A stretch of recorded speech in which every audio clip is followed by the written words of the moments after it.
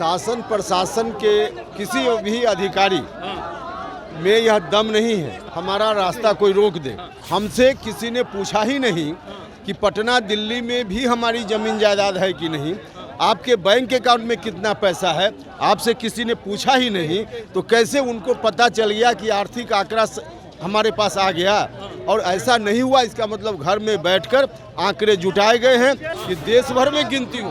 भारत की सरकार से भी हमारी मांग है, लेकिन इसका अर्थ यह नहीं है कि भारत की सरकार से मांग करते हुए राज्य की सरकार को हम खुली छूट दे दे कि जो मन में आवे आप करते रहिए। ये कैसे संभव है?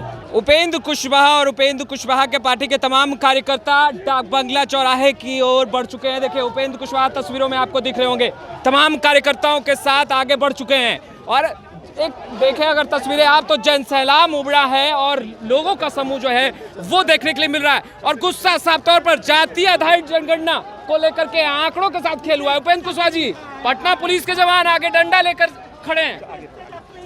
देखिए, अब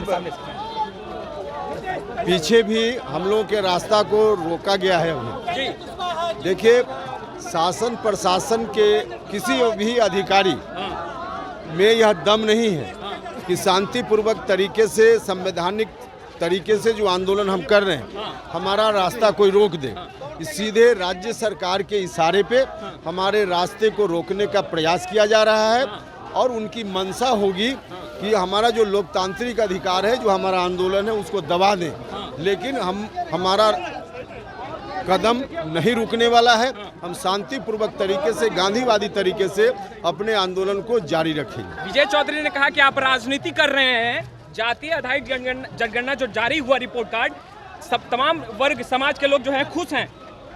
देखिए, अधिकांश समाज के लोग खुश नहीं हैं और सब लोग चाहते हैं कि जात की गिनती हो और सार्वजनिक हो और आर्थिक सर्वे भी पूरे तौर पे हो। लेकिन इनका आंकड़ा जाली है, क्योंकि आर्थिक आंकड़ा राज्य की सरकार कह रही है कि हमारे पास है, हम बताएंगे लोगों को। ठीक है, जातीय आंकड़ा तो कहीं से पूछ करके भी लिखे हो, उसमें गलत या सही उनकी बात हो सकती है, लेकिन सरकार तो हमको यह तो बताए। आप अपने बारे में जाकर उनसे पूछिएगा कि हमसे किसी ने पूछा ही नहीं कि पटना दिल्ली में भी हमारी ज़मीन जायदाद है कि नहीं, आपके बैंक अकाउंट में कितना पैसा है, आपसे किसी ने पूछा ही नहीं। तो कैसे उनको पता चल गया कि आर्थिक आंकड़ा हमारे पास आ गया? और ऐसा नहीं हुआ, इसका मतलब घर में बैठकर आंकड़े जुटाए गए हैं। इसलिए बिहार भर के लोग बड़ी संख्या में आक्रोशित हैं और इसलिए हम लोगों का आंदोलन। केंद्र सरकार से आप क्यों नहीं करते, मांग क्यों नहीं करते कि अगर आंकड़े गलत हैं तो केंद्र सरकार करवाए, सच सामने आ जाएगा? भैया, हम तो केंद्र सरकार से भी बार बार आग्रह कर रहे हैं, जेडीयू से पहले से आग्रह कर रहे हैं कि देश भर में जात की गिनती हो। हम तो कह रहे हैं कि देश भर में गिनती हो। भारत की सरकार से भी हमारी मांग है, लेकिन इसका अर्थ यह नहीं है कि भारत की सरकार से मांग करते हुए राज्य की सरकार को हम खुली छूट दे दे कि जो मन में आवे आप करते रहिए। ये कैसे संभव है?